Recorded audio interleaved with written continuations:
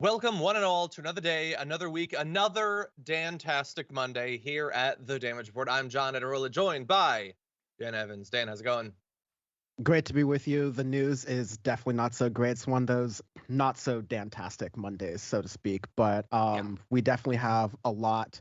I got my kind of sadness out of the way over the weekend. Now I'm at anger. So we'll definitely get to that in a bit. Yeah, I will say in advance of our conversation, which is coming up soon, I almost instantaneously went to anger, actually. I don't know if what that says about the country or whether I'm fundamentally broken, but I don't know if I stopped at anything on the way to anger. But anyway, we're going to be talking about the shooting in Colorado Springs in just a little bit. But in addition to that, we will be talking about some of what the new House Republican majority is going to be almost immediately jumping into when they take control. Marjorie Greene seeming to declare war on Lauren Boebert, which I'm here for. Everybody gets to mock Geraldo, which is fun. And of course, Elon Musk has decided to let Donald Trump back on Twitter. We're going to give you our thoughts on that. And actually, we're going to be talking to Ramesh in the aftermath about that. He's been tracking right-wing use of social media for a number of years, and so we're going to get his thoughts on that too. And then there's little bits of news along around the edges as well. So there's a lot to look forward to. In advance of that, please hit the like button and share the stream as we launch into all this. And with all that said, Dan, are you ready to start the show? Yes, I am. And also, next week, Francesca will be returning, I believe, which is awesome because you have your Bituation Room shirt on, John. So make sure you check out all of Francesca's work as well. And for those who've been waiting for her return, that should be next week. Yes, so obviously it is sad to see the end, at least for now, of Dantastic Mondays. Thank you for all of the time you've given us over the past few months. I have been wearing my Bituation Room shirt, which is available through the Bituation Room website for some Mondays. And yes, she's going to be back on Monday after the holidays. I actually got to see Francesca for the first time in many weeks this weekend, her and the new baby, and it was great. And I can't wait to have her back. I can't wait to have her back and then have her have to leave because the baby desperately needs some sort of help or attention. So that's going to be exciting as we jump into it. But I met the baby, and honestly, I'd go with the baby too. So I already get that. Anyway, all that to say, it is time now to transition into the news, and we will be starting in just about the worst sort of news we ever have to discuss on the Damage Report. Let's jump into it. Over the weekend, there was a deadly mass shooting at the Club Q bar in Colorado Springs that resulted in the deaths of at least 5 people as of right now when we are recording this, with several dozen being wounded as well. Amongst those who were killed in this terrible attack include both bartenders who worked at Club Q as well as patrons, some longtime patrons of that community. More information has been coming out throughout this morning about the attack. We now know who committed the attack. Anderson Lee Aldrich, a 22-year-old, is apparently wounded during the attack. Don't care so much about that, and is in custody. And we have the most recent updated news about the charges that he is facing. But first, we wanted to give you a rundown of what happened. Law enforcement say that he used an AR-15 style rifle in the attack. Just a coincidence, doesn't mean anything that basically every mass shooter that can get their hands on one of these chooses to. It's just a coincidence, and it's crazy of you to think that maybe something should be done about those weapons. Anyway, the shooting ended when someone hit him with a handgun they grabbed off of him and pinned him down. People mostly seem to be saying that there were 2 who fought the shooter off. The police department chief of Colorado Springs says while the suspect was inside of the club, at least 2 heroic people inside the club confronted and fought with the suspect and were able to stop the suspect from continuing to kill and harm others. I've seen messages from specific people saying that they owe their lives to these 2 individuals. And we all hope that in these situations, someone will stop the person. We all hope that we would be that person, but we cannot just gloss over the bravery of rushing someone holding a weapon whose only place is on an actual battlefield. These are among the most deadly weapons available, and unarmed people rushed at this individual, incapacitated him, and saved God only knows how many lives in doing it. We have a lot that we're going to be talking about through the course of our coverage of this, but Dan, I wanted to give you a chance to jump in. What'd you think? Yeah, I guess this is where I'll get my sort of sadness out of the way, because it's real easy to say, like, I grew up most of my life in Los Angeles area, and like in New York, there's a lot of places like this that have, have their issues as well when it comes to being in the LGBTQ plus community, but have come a long way. And it's still like there are multiple gay bars and places like that to exist. And so you almost take them for granted, especially now. But in places like Colorado Springs, there's an interview that's going around where someone's saying like this is the only safe space that people in that community had. And so to see that, there's another interview that I heard this morning that was like, and why are we waiting to call this a hate crime? Like, what are we waiting for to have an interview to say? And this happened, I remember before when we were doing the shooting that was unfortunate that happened at that spa where all the Asian women were killed. Like, it was a slow time to call it a hate crime, which was insane because we see what's being targeted here. There are definitely more than one bar in Colorado Springs that had to be the LGBTQ plus one. The fact that it was around Trans Day of Remembrance, maybe he was aware of, maybe he wasn't, but I don't think that's a little suspicious as well. Yeah. I find that part annoying, but mostly I grieve for the people who lost loved ones who that was their only safe space in that city, so to speak. So that's just really the roughest part. And that real tragedy, that real human loss is when we get into what we think kind of festered this hatred in society, especially this year, which we're about to right now. This is the actual result of all of that rhetoric, of all of that talk right now. So it's really hard to feel. Yeah, it's terrible, for the people that have gone to that club, who will in the future go there if you live in Colorado Springs. But also, I mean, how can you think about going to a gay bar right now in America and not worry, is there going to be yet another? Since this isn't the first attack of this sort. It's not going to be the last attack of this sort. America is filled with hateful people who would love to commit attacks like this. So it's just devastating. The club put up a post on Facebook saying that they're devastated by the senseless attack on our community. Our prayers and thoughts are with all the victims and their families and friends. We thank the quick reactions of heroic customers that subdued the gunman and ended this hate attack. Yeah, there's a vigil going on. And obviously, everybody is hoping that the 25 plus people who were wounded will have full recoveries. But yeah, as you pointed out, I mean, not only is this a place where, like, the thing that sets right wingers off more than anything else, drag brunches, was going to be there. That actually, the last Facebook post before the shooting was of a drag brunch that was supposed to happen Sunday morning. Okay, and as you pointed out, it was on the eve of Transgender Day of Remembrance. Though it is entirely possible that those are coincidences, because anything technically is possible. I guess everything can be a coincidence. The world is such an amazing place.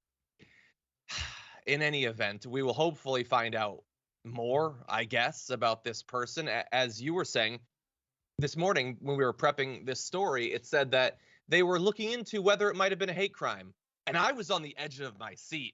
Oh, I wonder what information they're going to come up with. Is it not? I mean, it could be so many different things. It's a whodunit. Exactly. It's like, oh, will there be an Act 3 twist? And I know hateful people who don't care at all about attacks like this happening will say, well, if you shot up a straight bar, would it be a hate crime against them? No, because it's different. And I can recognize that because inside of my skull, I have brains. I don't know what you have.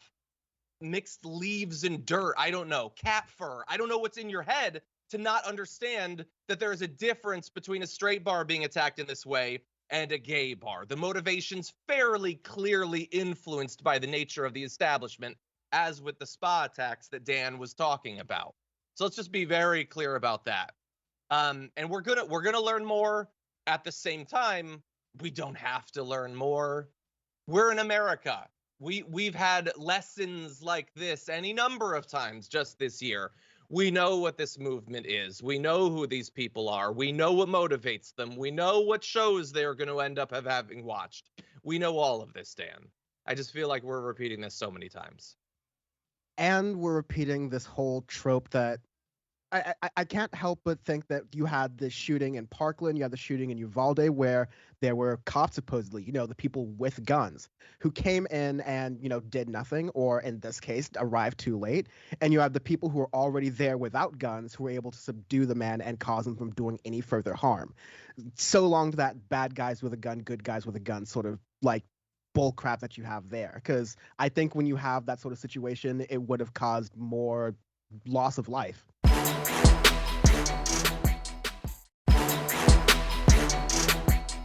Some information about the shooter besides just the name has come out, including things that make the fact that this mass violence was able to happen seem even more difficult to comprehend, including the fact that he appears to have been arrested last year, accused of engaging in a lengthy standoff with the police after threatening to hurt his mother with a homemade bomb. He was charged with several crimes, including felony menacing and 3 kidnapping charges. It's unclear whom he was accused of kidnapping. Apparently, the mother wasn't with him at the time. And in the end, apparently, they're saying he didn't have a bomb. So I guess it's all cool. The fact that there are red flag laws that are supposed to stop people like this from getting things like AR-15 style rifles didn't happen. And so he was able to get a weapon that allowed him to kill more people. One other interesting fact about his background is that apparently, according to the best information we have right now, he is the grandson of a California Republican assemblyman. You can see him here, and with that image, I think that you understand everything you need to know about this individual. That's Randy Voepel, who represents California's 71st Assembly District. And Eagle tie is a choice. The eagle tie is certainly a choice, as well as the hat at this point. But anyway, also said 3 days after the January 6th insurrection, this is Lexington and Concord, first shots fired against tyranny. And look, on the one hand, you are in no way responsible for what your grandparents do. I had one grandparent who was awesome. Great guy, very charitable, one of the best influences on me ever. I have another grandparent who I have vague memories of him saying racist stuff at dinner once, and I decided at a very young age I was never going to have anything to do with him. So you're not responsible for what your grandparents do. But also his grandparent was an elected Republican politician who was big on the whole MAGA and revolution thing. So it's certainly something to look into. That's all I'm saying. Yeah, there are a number of influences out there in society, and not enough influences that, there are influences out there that provoke trans violence, and not enough influences that are anti-trans violence, right? Like, that's what I'm trying to say here, because I remember during the George Floyd protest, there was a big emphasis on, it's not enough to just say, oh no, I don't like racism. You have to be anti-racist. When you see racism happening in society, whether it's in media or in discourse or in person, you're supposed to call it out because it's a dangerous thing. It leads to violence. It provokes stereotypes, et cetera, et cetera.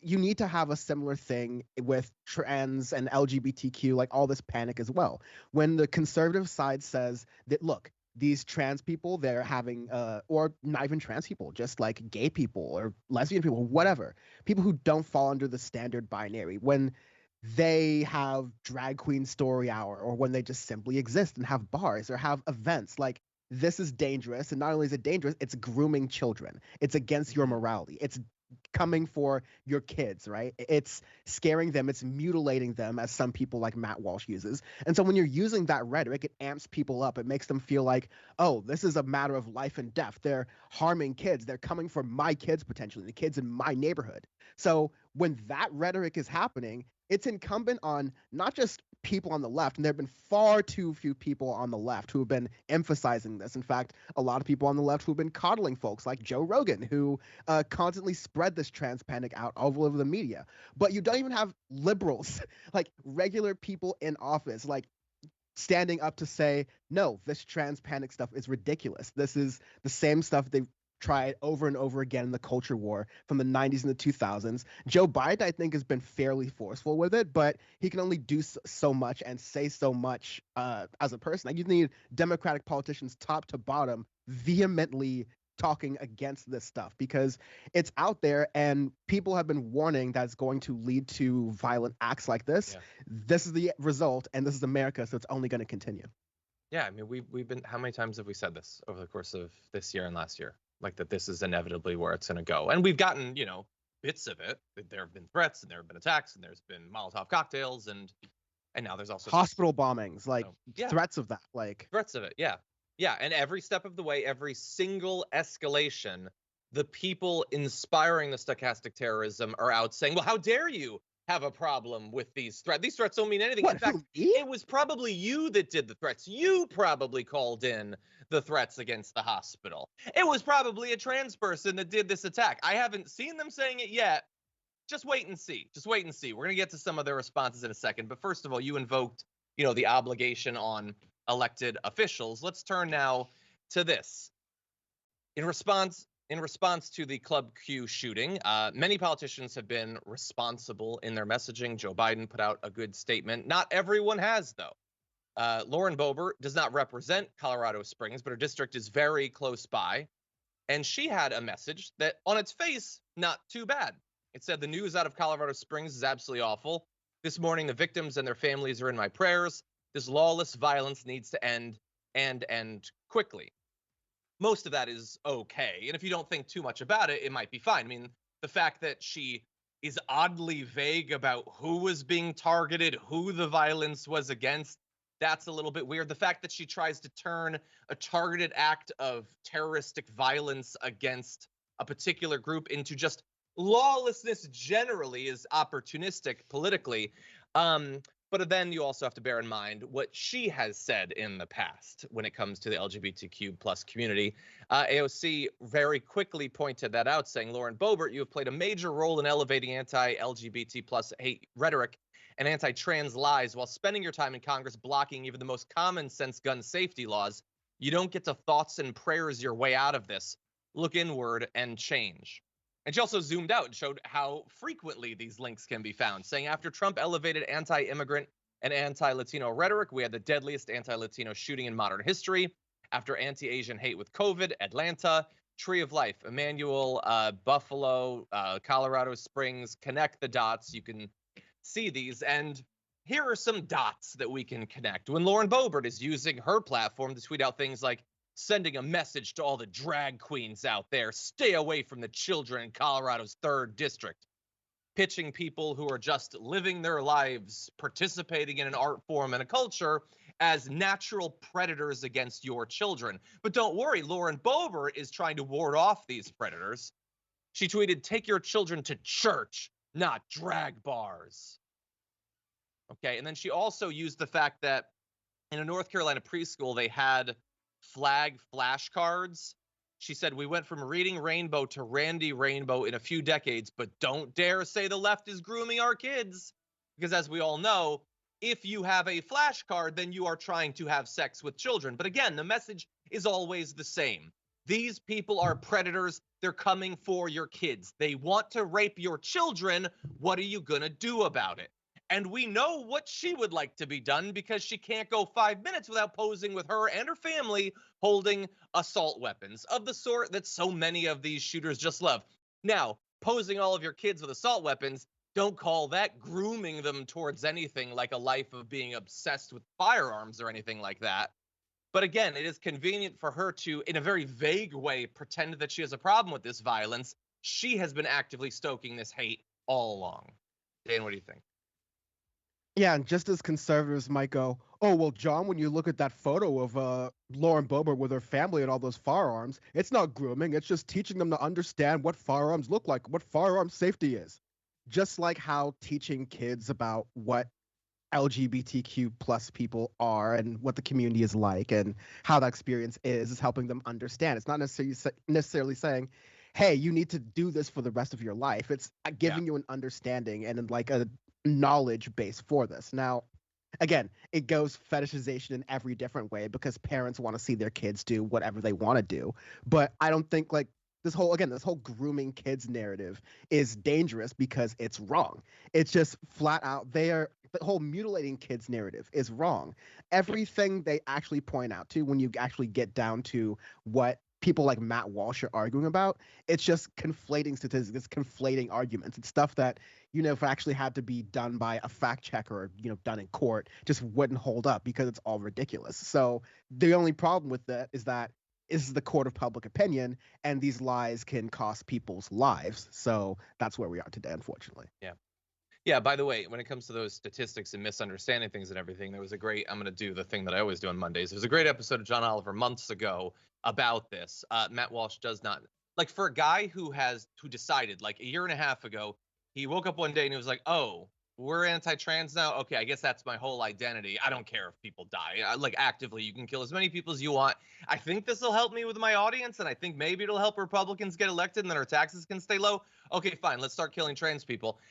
He doesn't know a damn thing about this argument, and John Oliver breaks it down very well. But with that said, why don't we move now to their response? In the wake of the Club Q shooting, one would think maybe those who had been stoking hatred and fear and suspicion towards the LGBTQ plus community for the past few years might, I don't know, pause for a second. I'm not going to say apologize or change or grow or learn. That's way too much to expect, but maybe just pause briefly. No, you can't even expect that. So Libs of TikTok had this message of Colorado, some organization in Colorado teaching kids how to become drag queens and blah, blah, blah. The fact that, people are just in the wake of this mass shooting isn't going to stop them from continuing the campaign.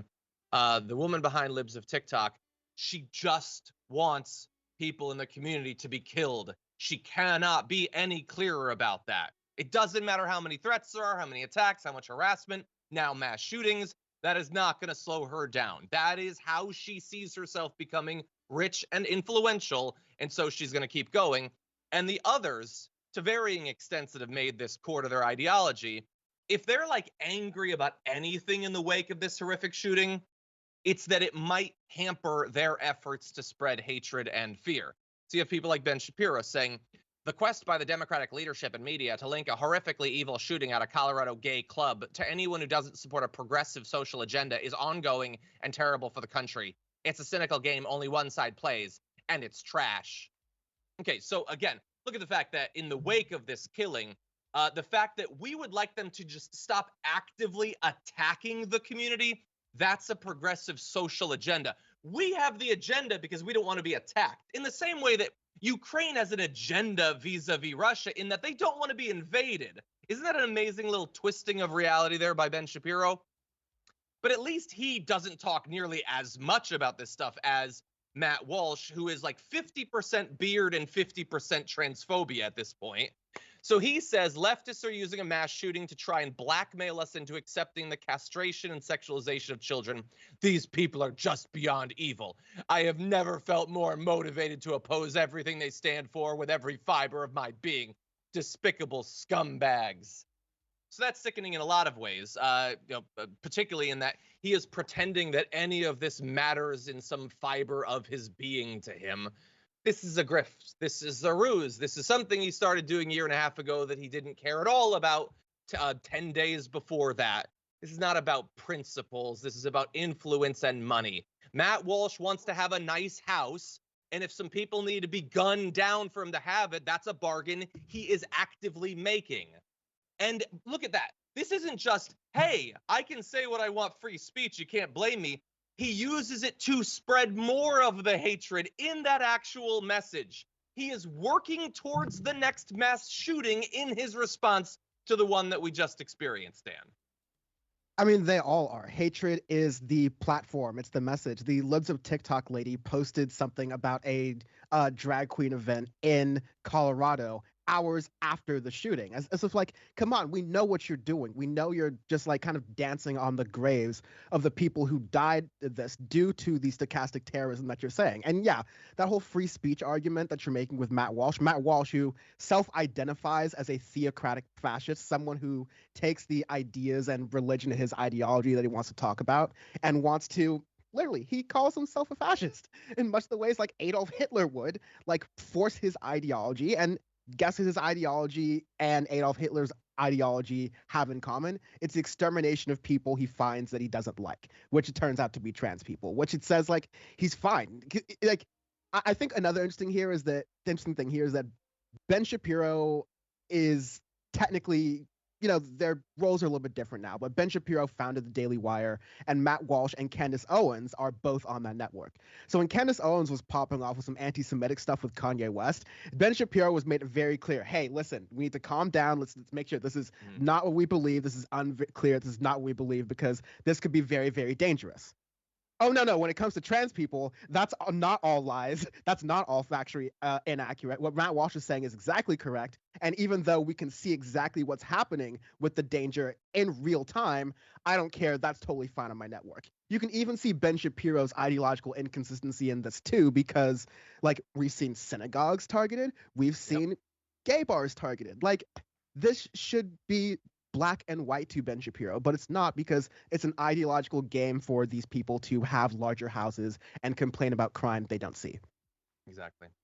Yeah, and by the way, we're going to, in the aftermath, we're going to show you how, like, even the supposed political benefits that they imagine from this horrific violence that they're pushing, there's not much evidence that it actually exists. It is just personal benefit for them and some people being murdered. We'll give you more details a little bit later on.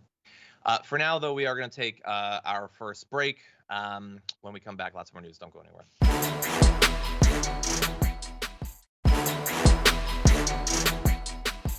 Okay, everybody. Oh, God. We're just out of, like, knowing what's going to happen in the midterms. And now we need to begin to console ourselves to what the new Republican majority is going to do. And we're going to launch into a talk about that, starting with our Monday Menace.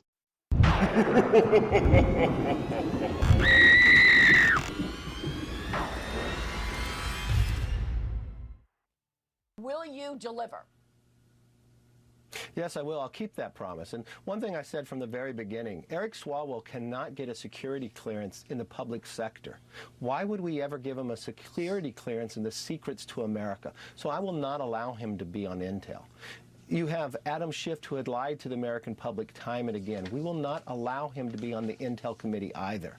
And you look, Congresswoman Omar, her anti-Semitic comments that have gone forward. We're not going to allow her to be on foreign affairs. But we're also going to stand up to what's happening, not just in the halls in Congress, but what's happening into our higher education institutions, the anti-Semitism that's going on these campuses and others. We will investigate that as well and stop this to make sure that America does have the freedom that we said we would keep, and we will stand up to it as we move forward.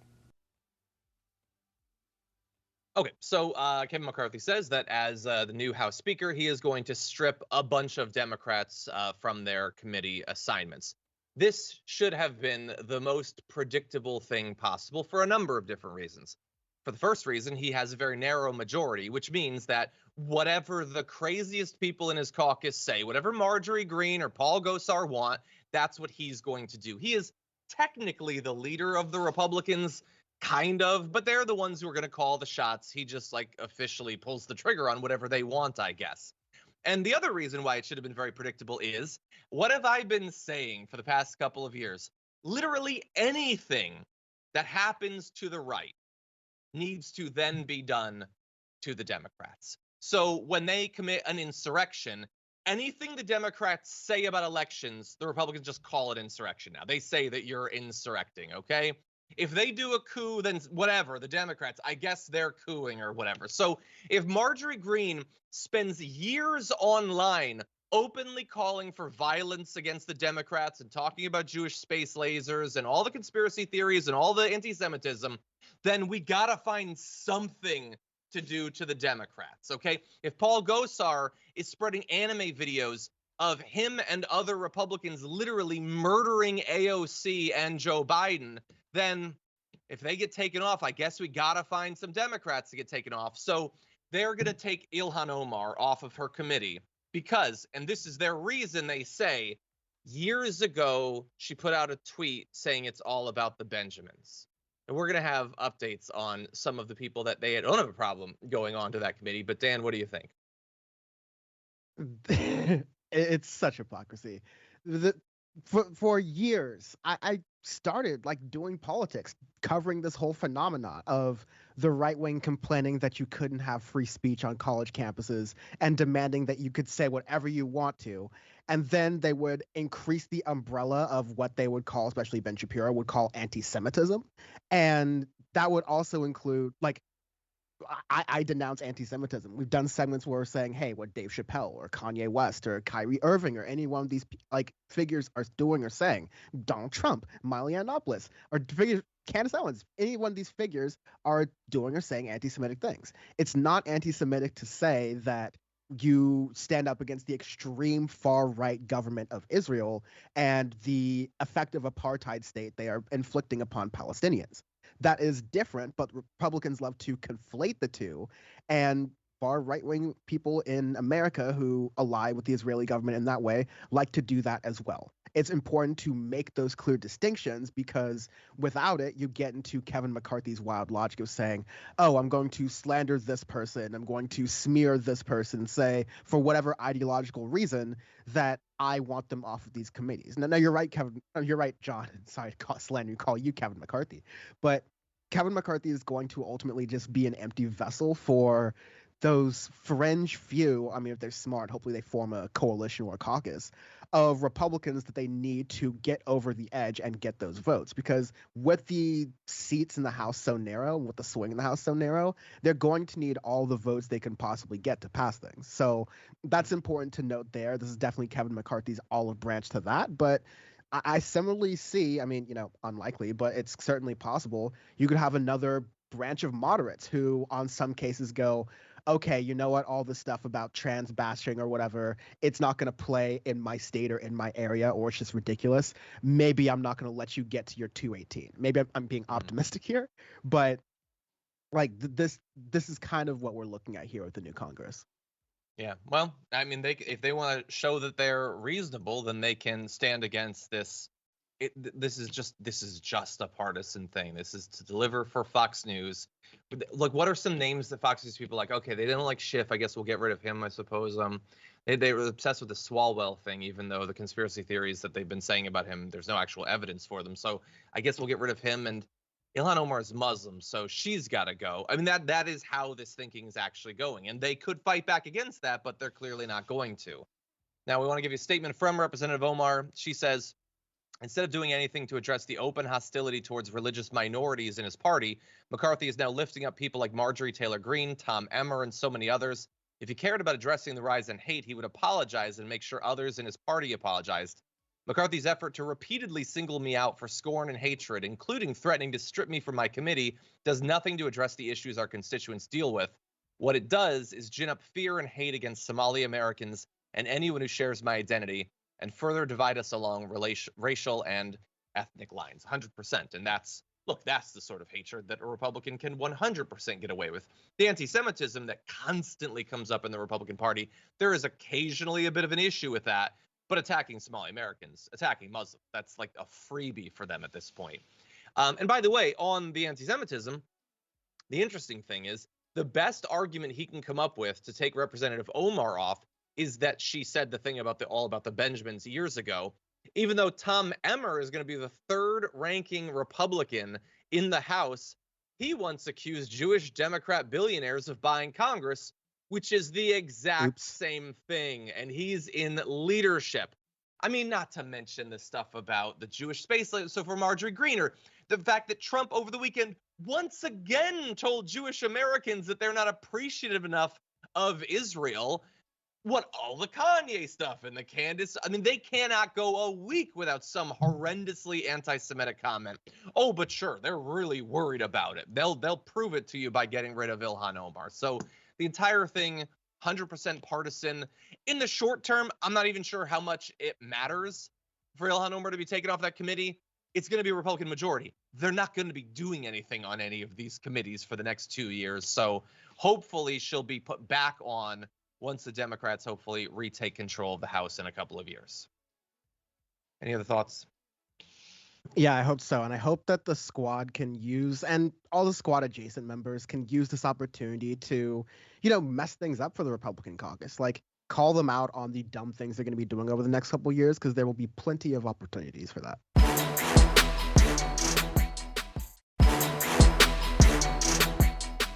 That's the Republicans attacking the Democrats, which is not nearly as much fun as the Republicans attacking each other, which it looks like there's going to be a lot of coming up over the next year or two. So let's have a little bit of fun as we jump into this.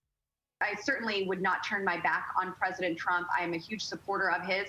But with that, I love Governor Ron DeSantis. He is America's governor, and he has these same policies. I know that his focus right now is governing the state of Florida. But at this time, with 2024 in the far future, I am very much concerned on legislating and being a productive representative for my constituents in 2022 or in 2023 and 2024. He has the same policies. He's America's governor, and I am serious on being for my constituents. She has no idea what she is saying, and the reason is very clear. She does not want to be asked about who she's going to be supporting in 2024. I'm not saying that she's a great public speaker, has a great grasp of her obligations or responsibilities or anything like that normally, but the pressure was put on her in that question. Are you going to support Trump, or are you going to turn to DeSantis? And you can say, well, I would never turn my back on Trump, but I don't know, Ron DeSantis pretty cool. You know who's going to see that as turning your back on Trump? Trump. He's going to see it that way. And so you can fumble and bumble about supposedly liking him. It's pretty clear that you're turning, and it's not difficult to figure out exactly why. She, if the recount does not change the result of her election, won by 500 votes. Clearly, her being seen as too extreme made her very vulnerable and could result in her being taken out in 2 years.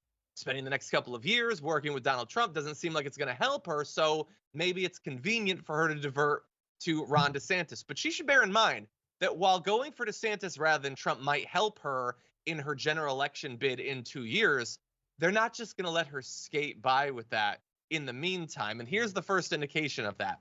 Here's a set of statements put out by Marjorie Greene that are not specific, except that you can kind of understand what she's saying. She tweeted, President Trump has endorsed, supported, fundraised, and done rallies for more Republican candidates and got them elected than any leader in U.S. history. They run in his name and his policies, post pics with him, put up ads with him, and beg him for help when they're in trouble.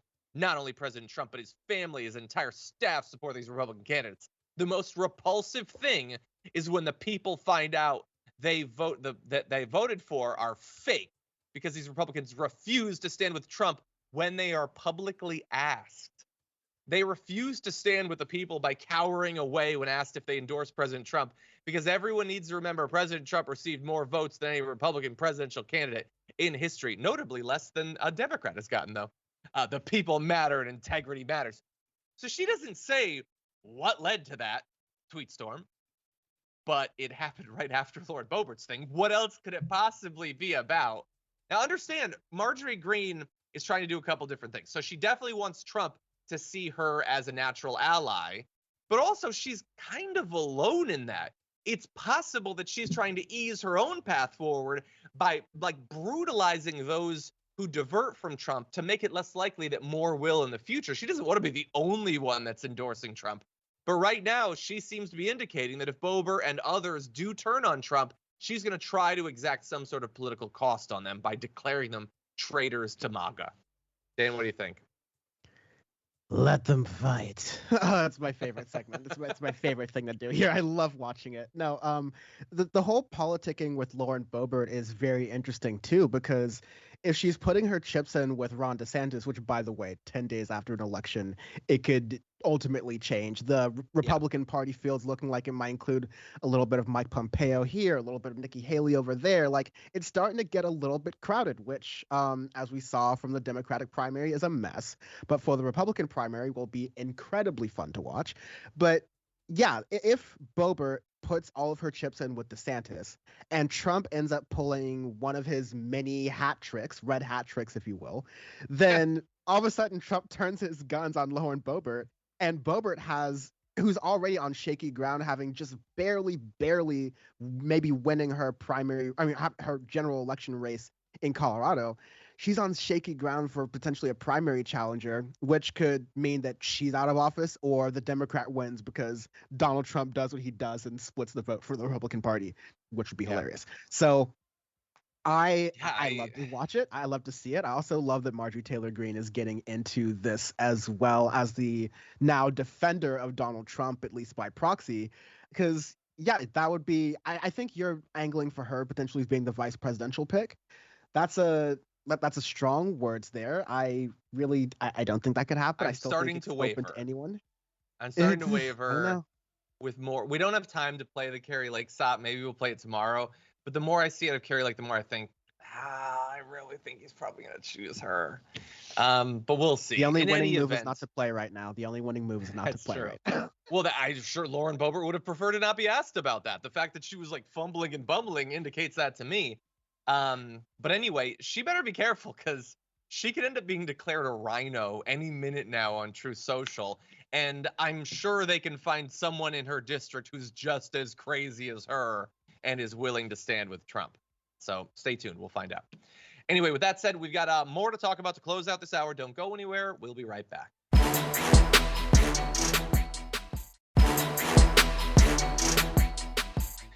Okay, with that said, let's have a little bit of fun. Let's jump into this. Trump is now facing another special counsel. Charges could be coming, but let's face it, this is America in 2022, and he's a rich, powerful Republican. I think he's going to be just fine. But anyway, there are those who are worried about Trump. Geraldo has a plan. He tweeted, "For the good of the nation, Ford pardoned Nixon. For the good of the nation, Biden should pardon Trump," which is a bold statement. And people had thoughts. Representative Stephen Woodrow says, "For the good of the nation, GOP presidents should stop committing crimes for which they need pardons," which I think is just a great response. So Geraldo occasionally is a voice of reason on Fox News. He has occasionally said reasonable things. He has also occasionally said things that are so stupid. And right here, he is in 100% dumb donkey mode. What are you talking about for the good of the nation? What possible good would come from him pardoning Trump? Trump is already actively trying to do the same crimes. Do you think that if he was pardoned, he would be any less likely to want to do the same crimes? Geraldo has experienced the last decades of American politics, and the lesson that he's taken coming out of it is that Donald Trump needs less fear of consequences for his actions. That is his lesson. I don't know, Dan. What do you think?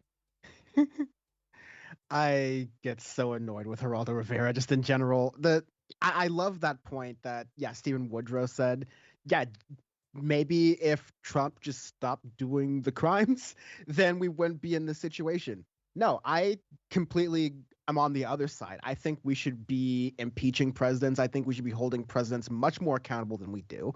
I don't like that it's reduced to, especially these investigations like Benghazi or this upcoming Hunter Biden investigation, are just reduced to political theater. Even some of the Trump-Russia stuff got to be political theater sometimes, but also a lot of the Trump-Russia stuff and the Trump January 6th stuff and just many of the other things that he did while he was in office and the stuff that we now see as, run-of-the-mill corruption, but the deals that were given to oil companies, the deals that were given overseas that we don't even understand or fully are aware of, all the lack of transparency there.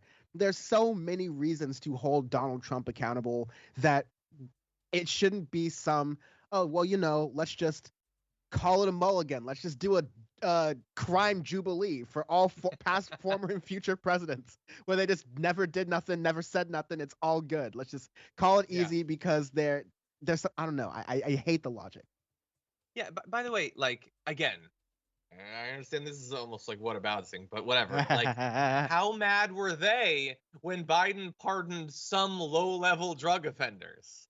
You want the president who we gave him so many crimes free, and you want more pardons. I mean, as many people have said, maybe if we hadn't established a precedent of the president being above the law, maybe we'd have less presidents breaking the law.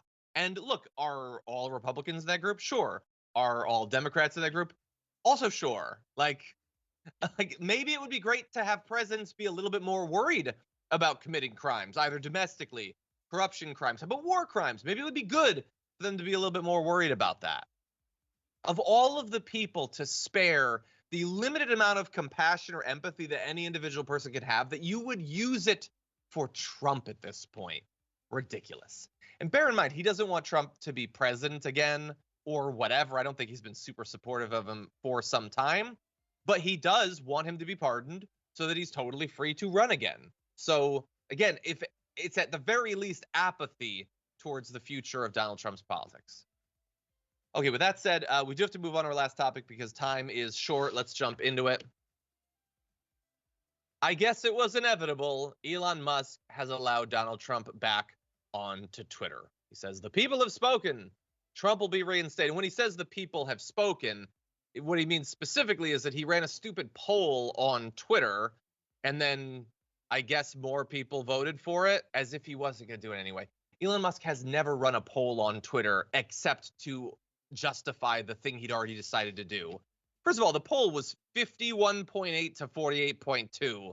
So if the people spoke, it was that they're at best very conflicted on this. In any event, as we're going to get to, he said there were going to be no big changes until their moderation committee has put forward. So there's been no indication that that has actually happened. And if that did happen, it seems weird that he would not cite their advice in deciding to put the insurrectionist back on Twitter, instead saying that the poll was responsible. Anyway, AOC responded to it saying, I don't know, man. Last time he was here, this platform was used to incite an insurrection. Multiple people died. The VP of the United States was nearly assassinated and hundreds were injured. But I guess that's not enough for you to answer the question. Twitter poll it is. Exactly. By the way, if you go to Trump's Twitter, those are the last tweets that are up. It's all the insurrection stuff. So that's fun. It's like we paused briefly on him being able to use Twitter to organize murderous crowds. And now, if he chooses to, he can go right back to doing it again. Hey, what do you think? I think it's also kind of funny that Twitter polls notoriously can't be used for voter fraud in any kind of way possible. All the conservatives have no issue with this whatsoever. Elon Musk, who has previously talked about Twitter's bot problem, seems to be very confident in this poll that has been passed here, that it hasn't been infiltrated by bots. In fact, early on, he said that it used to be a resounding yes. Then all of a sudden, a bunch of no's flooded in. Could that be bots? So he's even kind of saying there as he's even saying there, as he's implied in a lot of other ways, implicitly and explicitly, that his opinion is ultimately what he wants to conflate as public opinion on Twitter. He wants it to be a cult of himself as much as possible and a cult of his own allies. And so whatever they say goes. And if you disagree with this cult or don't like it, he's going to run you off the platform by either making it miserable or, if you work there, firing you. Yeah, 100%. He's already done a great job on that so far. Now, here's the thing. All of the making Twitter more miserable, by the way. Great job. That's class maybe act. He is a genius. Okay, so all the headlines, and even the way I introduce this is Elon Musk let Trump back on Twitter. But let's be clear, that isn't at the end of the day really what's happening here. Elon Musk isn't allowing Trump on. Elon Musk desperately wants Trump back on the platform for fairly easy to understand reasons. Because when he let Trump on, Trump thus far, as of right now, has not tweeted yet. If all you wanted was free speech, then that's fine. You would just let him be on, then you go on about your day. No, he wants him back on. He tweeted later on this meme of Trump being tempted to come back onto Twitter or whatever. And just as a quick diversion, there was a reply to that meme by Jordan Peterson, who he also let back onto Twitter, saying, "You really are pretty damn funny, Mr. Musk." And the only reason I bring that up is so I can show this reply to that from Ken Klippenstein, who just put this meme up. And see, that's you really are pretty damn funny, Mr. Klippenstein. Can I just say that? Because can you ride a guy more than some of these right-wingers do for Elon Musk? But anyway, as of right now, Trump still has not returned. Musk clearly wants him there because if there's any appeal to Twitter 2.0, it's as a haven for right-wing weirdos. And they need the head right-wing weirdo to make that come true. Anyway, we'll have more thoughts on this when we're joined by Ramesh on the other side of this break. Don't go anywhere. There's more show after this.